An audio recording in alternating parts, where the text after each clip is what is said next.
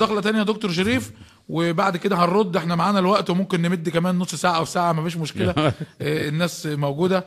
الو السلام عليكم. عليكم السلام ورحمه الله وبركاته. اتفضل. انا احمد من اسكندريه من جمهور الاهلي. احمد من اسكندريه؟ تامر احمد من اسكندريه من جمهور الاهلي. اهلا بيك يا تامر، اتفضل. بكل ادب واحترام، انا مش هغلط ولا اعمل زي الناس دخلوا ومش هطلع من الكلام ده. انا بس عايز حضرتك بتتكلم وبتقول ان جمهور مصر بريء وجمهور تمام.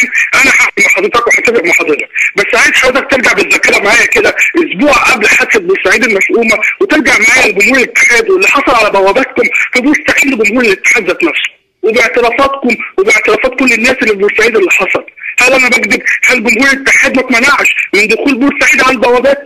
هل الامن ما اتخذلش في الوقت ده ان هو يحمي جمهور الاتحاد؟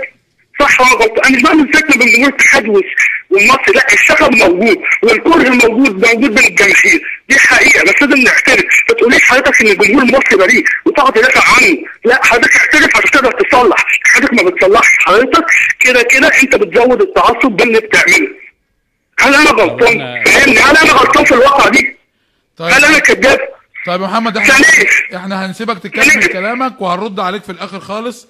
انت رسالتك واضحه. ماشي، ثواني قبل ما تقفل هقول لحضرتك بس نقطه اخيره بالنسبه لكل الاعلاميين اللي بيطلعوا في كل مكان ويقولوا ان مفيش شغب جماهيري وان الشغب ده طلع مع الارض. احب اقول لهم ارجعوا للتاريخ كويس واعرفوا الشغب كان بيحصل فين، وارجعوا لتاريخ المحله وارجعوا المحله والجماهير القديمه وشوفوا الناس اللي ماتت، وشوف حضرتك تاريخ النادي المصري واللي عمله على الجمهور الاسماعيلي. شوف حضرتك انا بجيلك بالتاريخ. انا بقول لك الجمهور المصري كم واحد من الجمهور ده الاسماعيلي. حضرتك ارجع، حضرتك لازم اخد القصاص من حضرتك والمجلس وضعه باذن الله هنقتص منكم مهما كان.